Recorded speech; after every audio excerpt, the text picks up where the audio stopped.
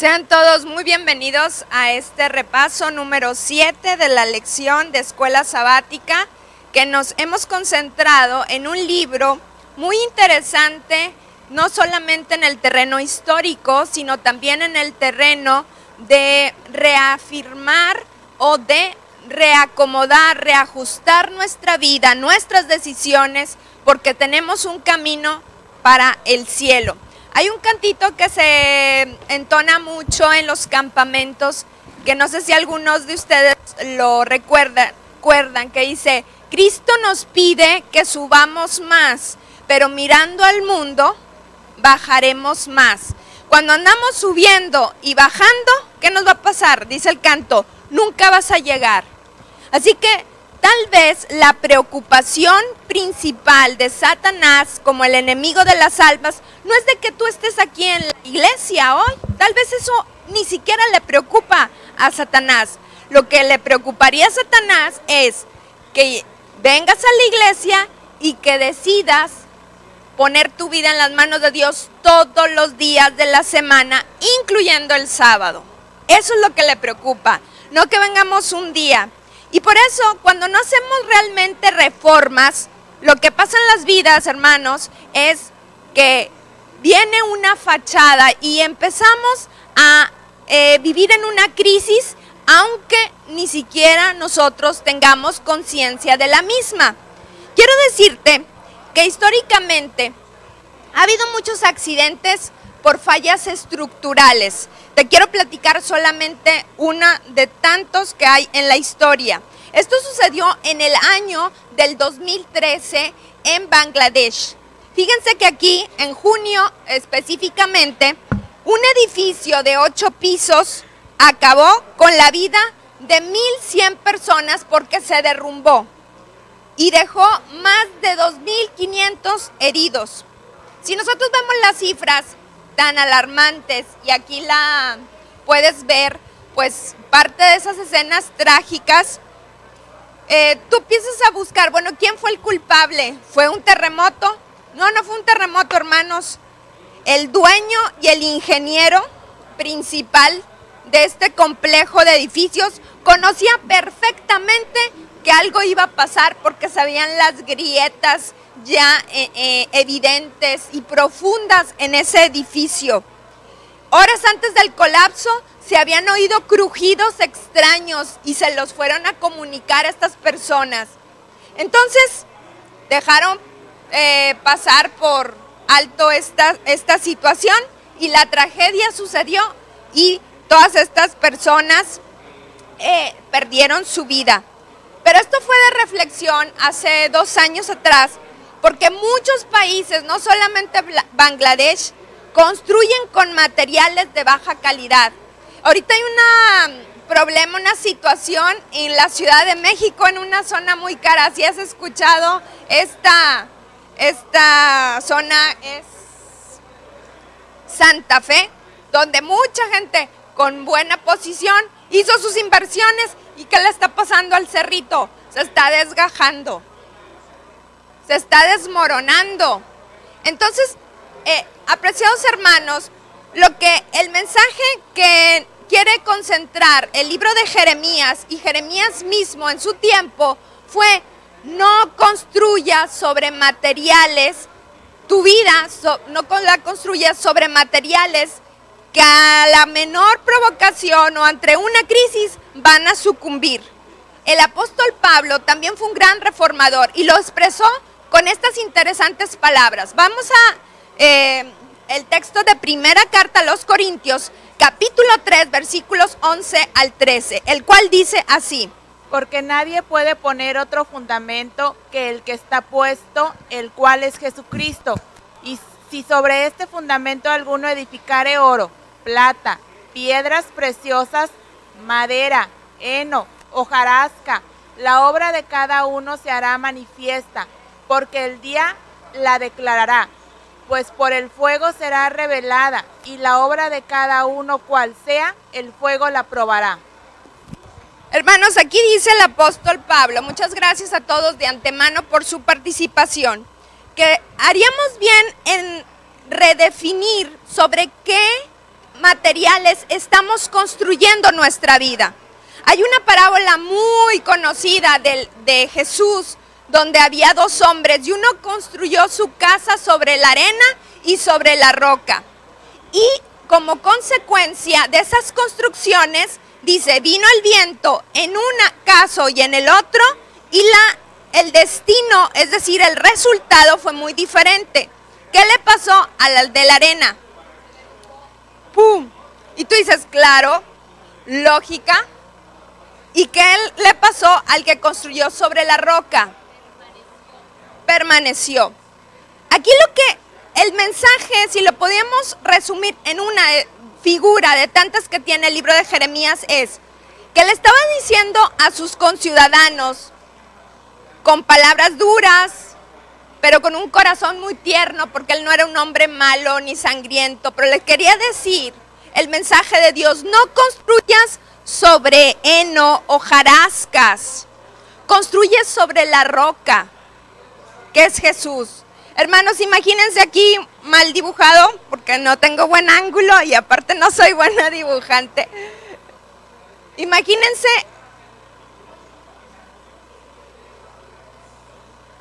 aquí es una roca. Y entonces nos dice una de las reflexiones de la lección: no construya sobre materiales como la paja, como el heno, sino construye con materiales sólidos. Si vieron las noticias de ayer, te das cuenta, las noticias del terrible serie de atentados simultáneos que sufrió la ciudad del amor, que es París, así se le llama. Y tú puedes ver que cuando hay una crisis sale realmente lo que hay en una persona, ¿verdad? Cuando viene un cáncer, un deceso, algo que nadie quisiéramos experimentar, pero realmente ahí se ve de qué materiales son tus cimientos.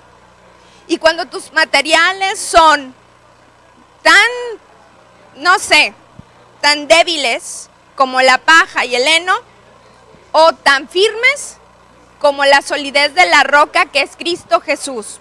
Quiero que hagamos un pequeño ejercicio para que nos ayuden, hermanos, a hacer una listita aquí de qué materiales pudieran ser esos materiales que dice el apóstol Pablo, que son como paja y heno. Una persona que finja su vida sobre ¿qué? Está construyendo así. Sobre un Trabajo. Por favor. Trabajo. A ver, sí, hacia abajo. ¿Quién más? Dinero. ¿Qué más?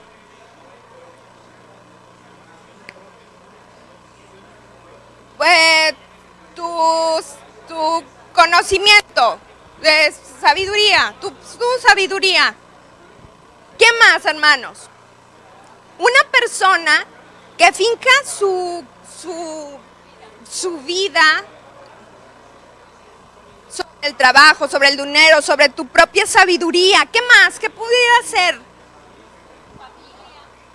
Tu familia. Bueno, yo sé que si algo me falta, mi familia me va a sacar a flote. Y entonces empezamos a ver en los recursos humanos nuestra fuente de seguridad. Familia. ¿Habrá algo más? ¿Algo más? El versículo de memoria era muy abarcante, pero daba todos estos puntos. Otra cosa, hermanos, ¿qué es lo que me hace a mí fincar mi casa sobre la roca? Obviamente estamos hablando de Jesús, pero ¿qué acciones nos ayudan a construir estas piedritas que también son sólidas? Espíritu Santo, ¿qué te hace a ti tener una vida que, aunque venga el vendaval de una crisis, Espíritu Santo? Otro que tú puedes decir, a mí me ha servido como cristiano esto, la oración.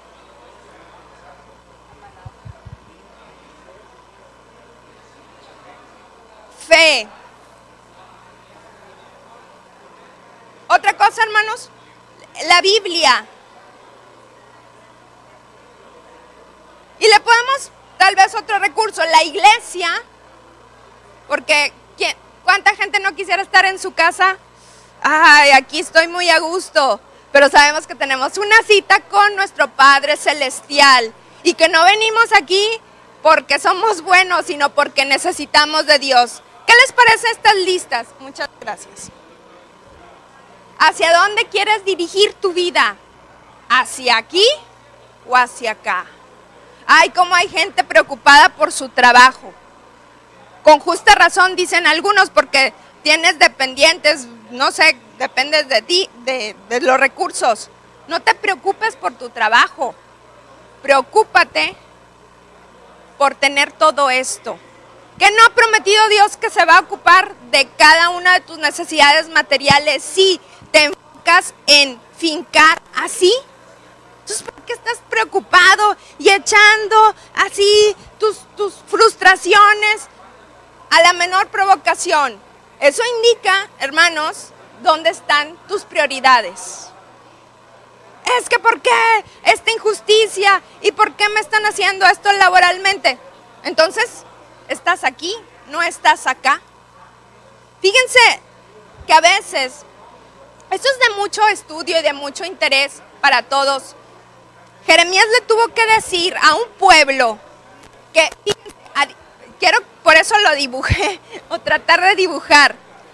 El pueblo de Israel pensaba que estaba fincado sobre terreno firme, pero no tenía la roca, que es Dios. Tenía aquí pajita, tenía la oración, iban a la iglesia, tenían la Biblia, pero esto, menudito detalle, no lo tenían, tenían paja. Habían construido una fachada, no estaban así, pero estaban peor, porque ellos creían que estaban bien. Y cuando Jeremías se pronunció como un reformador tan importante que tenemos en la historia de la iglesia, miren lo que dice Elena White en El conflicto de los siglos. Es todo el texto. La predicación de una verdad que reprueba los pecados y los errores del tiempo despertará oposición, porque todo aquel que obra el mal odia la luz y no viene a la luz para que sus obras no sean reprendidas. Entonces, predicar estas verdades, ¿qué te va a traer? ¿Aplausos? No, te va a traer oposición. Y ahí dice la Biblia, ¿por qué? Porque a la gente no le gusta hacer reformas, no nos gusta. Nos gusta que la gente nos aplauda y nos diga, qué bonita casa, qué bonita familia has construido, qué buen trabajo haces. Y nos gusta.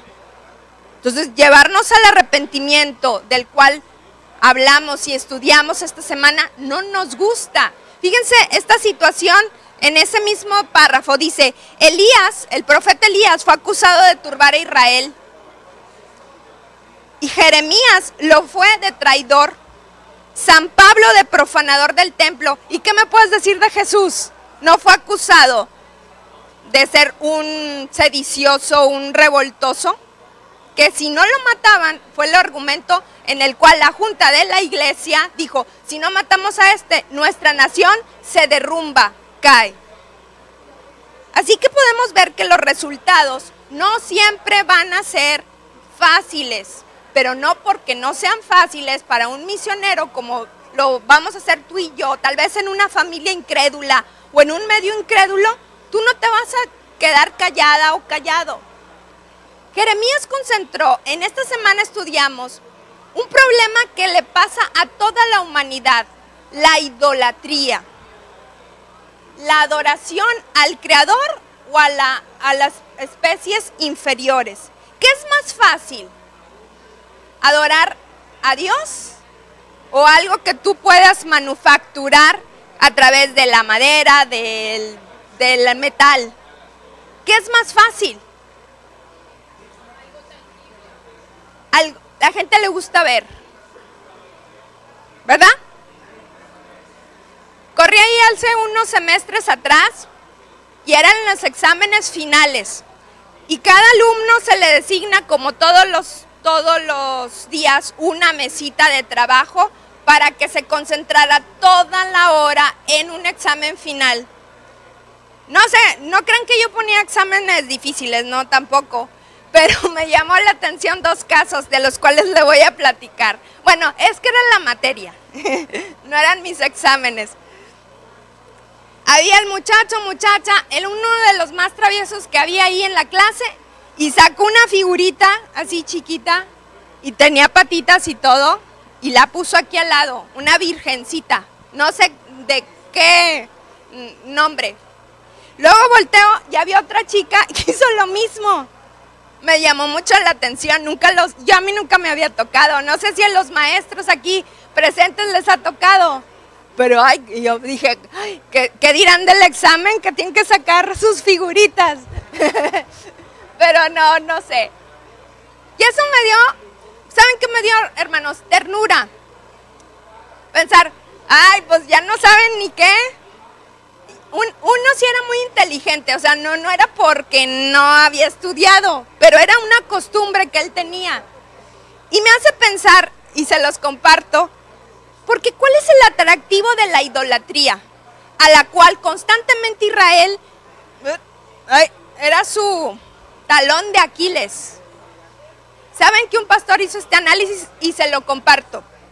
Dice, la idolatría puedes obtener todo sin obedecer.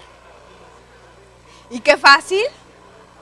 Me porté mal, soy mentiroso, hago esto y otro, pero no hay problema. Además hay variedad y nos gustan los buffets, ¿verdad? Si te piden un platillo o 100 platillos, ¿qué prefieres? 100 platillos, porque yo quiero probar de todo. Además la idolatría se ajusta a ti, a tu gusto. Si no me gusta un Dios, me invento otro. Y además, algo que le gusta a la naturaleza caída del ser. A esa parte que tú y yo no podemos entender del todo, pero que se llama pecado y que está en los genes y que heredamos de tantas generaciones, a eso le gusta. Por eso es tan atractivo. Es decir, hermanos, la idolatría está en la misma esencia de nuestra naturaleza no reformada, no santificada, no tocada por el Espíritu Santo de Dios. Por eso tiene tanto impacto.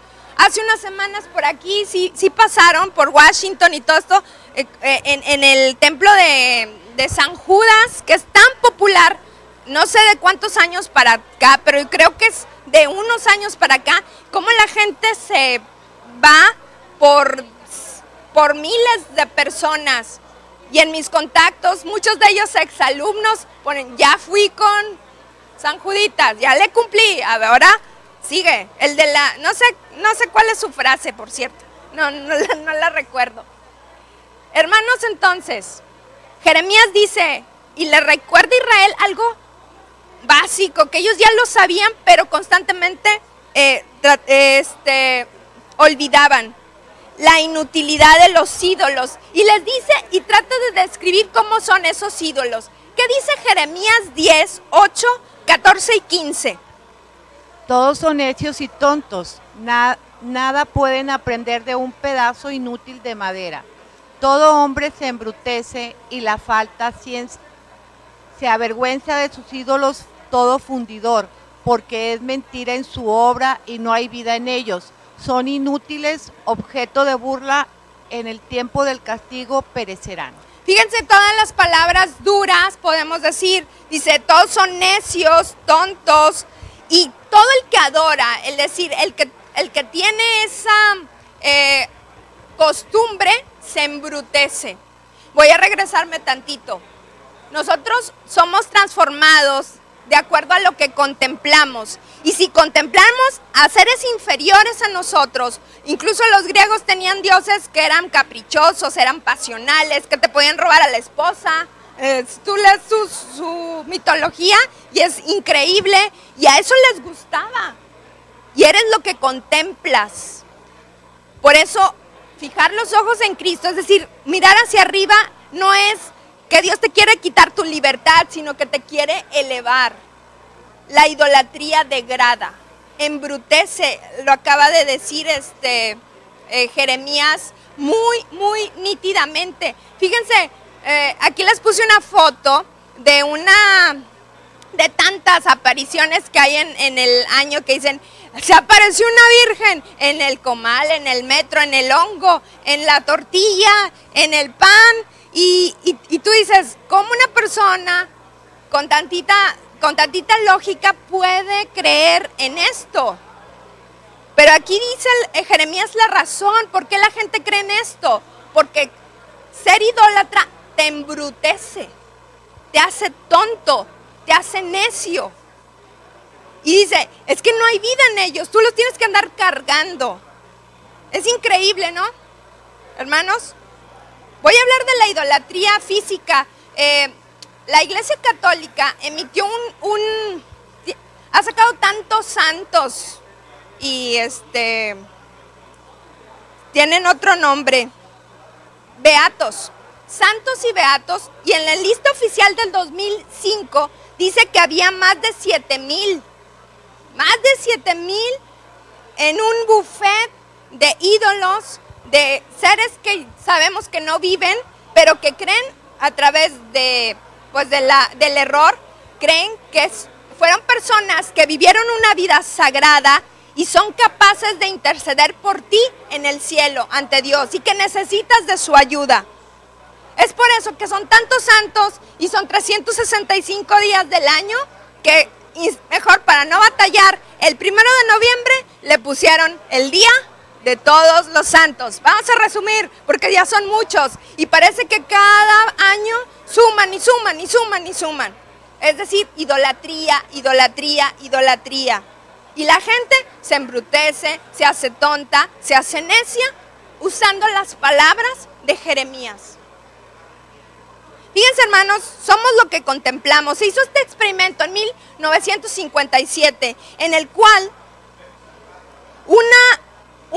agarraron a monos chiquitos, huérfanos, y le pusieron dos madres, una de alambre y una de tela.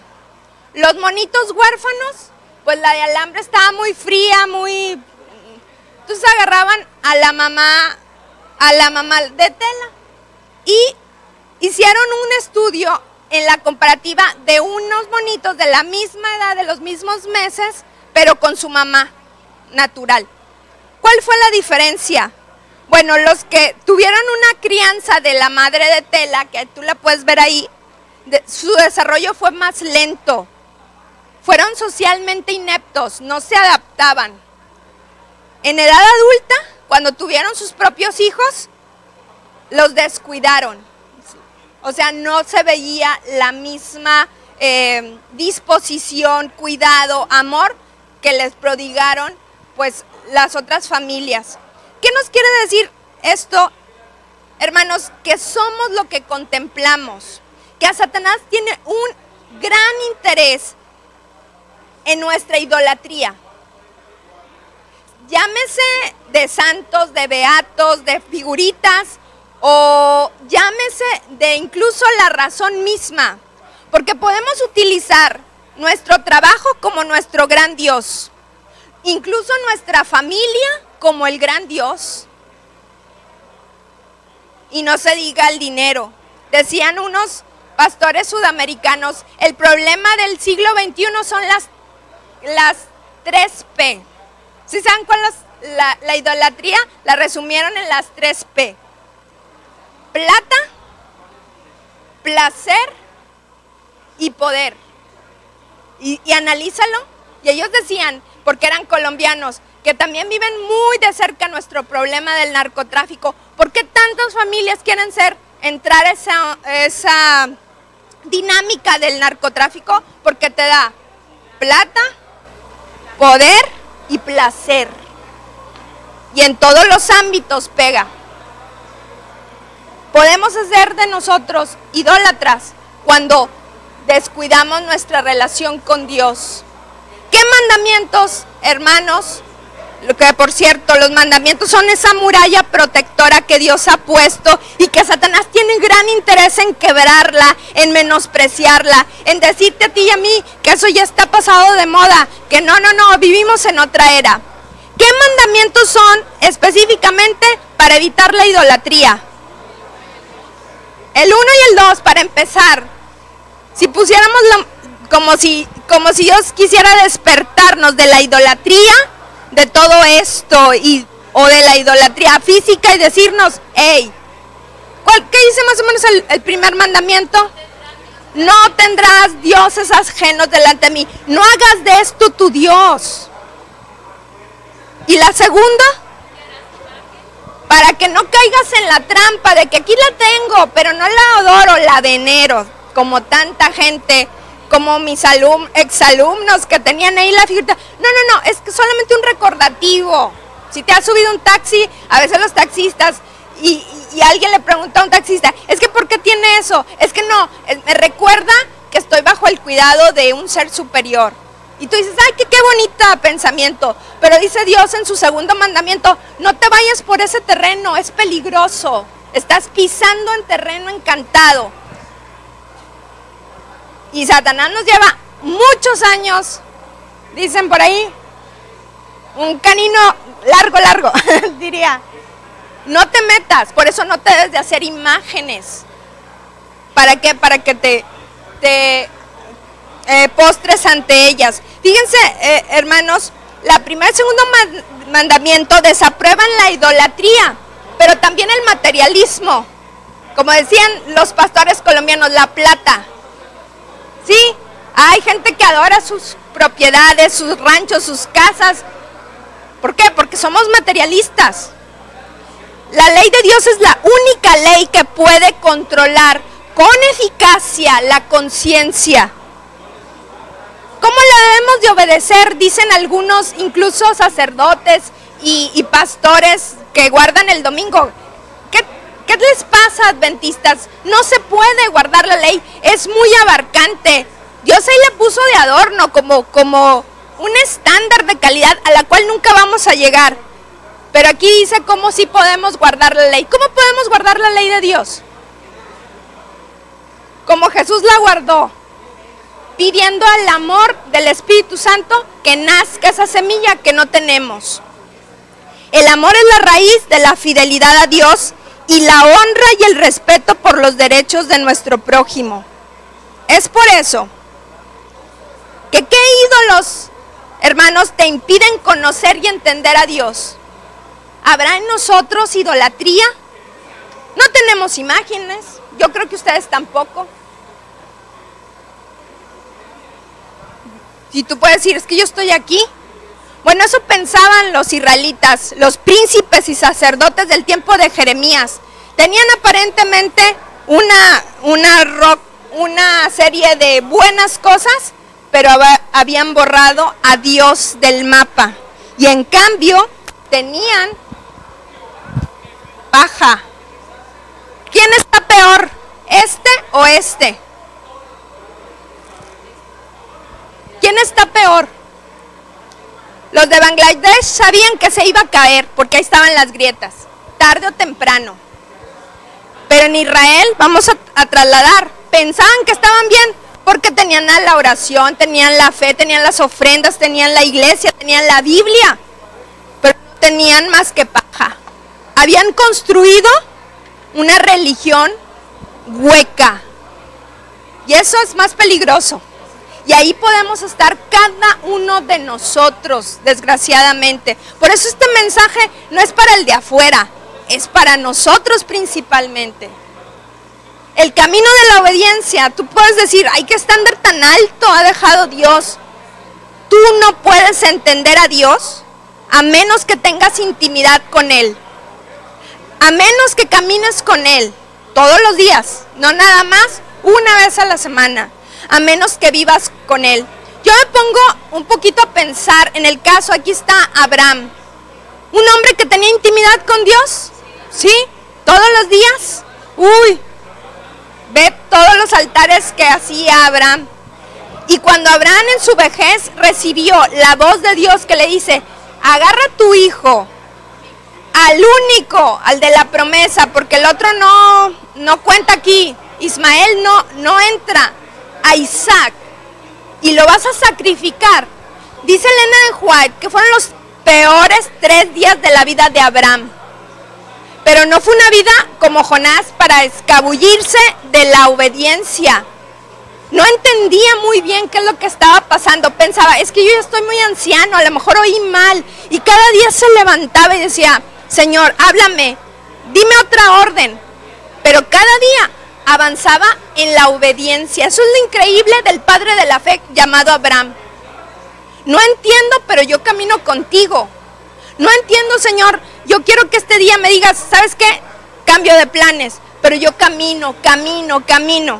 Llegó al punto Abraham que agarró su puñal, su cuchillo, y allí, a nada de matar a su hijo, porque así era el mandato, vino un ángel del cielo y le detuvo la mano. Y por eso es el padre de la fe. No sé qué Dios te está pidiendo a ti en este punto de tu vida, que dices, Señor, pero no entiendo. Yo me pongo a pensar un poquito en mis amigos maestros, que ahorita están ante una situación laboral difícil, porque se les pide presentar en sábado. ¿Y qué dijo el gobierno?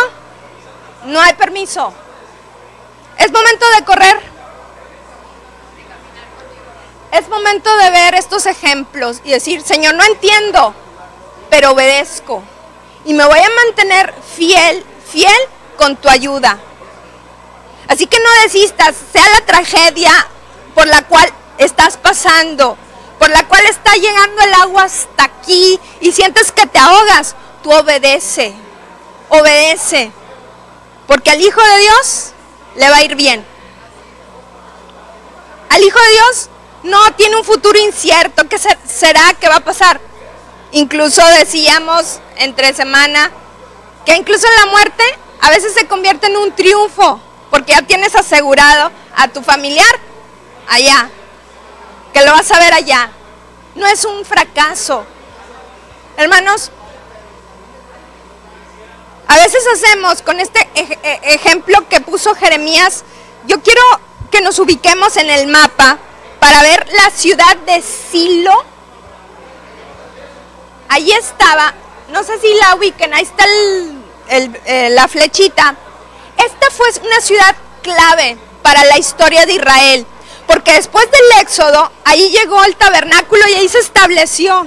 Allí estaba el arca del pacto, allí se había pronunciado Josué como el sustituto de Moisés y dicho, hey, tenemos que conquistar Jericó y todos los territorios aledaños. Y en Silo pensaban los israelitas que al tener el arca ahí, aunque hicieran las cosas mal, ellos iban a tener la bendición. Pero fíjense lo que les pasó a los israelitas en esa ciudad. Pelearon pues los filisteos e Israel fue vencido, y huyeron cada cual a su tienda, y fue hecha una gran mortandad, pues cayeron 30,000 hombres de Israel, y el arca de Dios fue tomada, y fueron muertos los 2 hijos de Elí, Ofni y Fines. Pensaron que en Silo, como estaba el arca, no les iba a pasar nada, como si fuese un amuleto de la suerte. ¿Pero qué pasó? Desobedecieron y aquí murieron 30,000, se llevaron el arca y los hijos del sacerdote se murieron. Y entonces Jeremías les recuerda a los israelitas, no puede haber protección si no hay obediencia. Tú no puedes pedir o reclamar las bendiciones de Dios si no eres fiel. Y fíjense que dice Jeremías 26, 4 y 6. Diles, así dice el Señor, si no me escucháis para andar en mi ley que os presenté a vosotros, pondré a esta casa como Silo y esta ciudad como maldición ante todas las naciones. Ellos pensaban, no nos va a pasar nada, Jeremías, eres un alarmista. Y Jeremías le dice, hey, recuerden, cientos de años atrás, miren lo que sucedió y el arca estaba allí, sí nos va a pasar si no hay obediencia. Y la pregunta para reflexionar con las que los vamos a cerrar esta plática es, ¿puede llegar a convertirse en amuletos de tu vida cristiana la asistencia a la iglesia, guardar el sábado o tus hábitos alimenticios? Decir, no me va a pasar nada, yo voy a la iglesia, doy el diezmo, doy ofrendas, participo, sin obediencia. Recuerda esta construcción, construye tu casa sobre la roca, no sobre paja o sobre las piedritas que parecen que yo tengo solidez cristiana, no, la roca que es Cristo Jesús, el Espíritu Santo, la oración, la fe, la Biblia, la iglesia tienen su lugar, pero sin Jesús, esto se va a derrumbar. Que las pruebas que hemos visto a través de las noticias, las situaciones extremas y difíciles, no nos hagan sentirnos tristes, sino sentirnos obligados a decir, Señor, yo quiero tener la obediencia de Abraham y Jeremías para hacer lo correcto, porque tú así lo demandas. Así que, hermanos, que nuestra vida sea una luz para los que nos rodean esta semana. Dios les bendiga.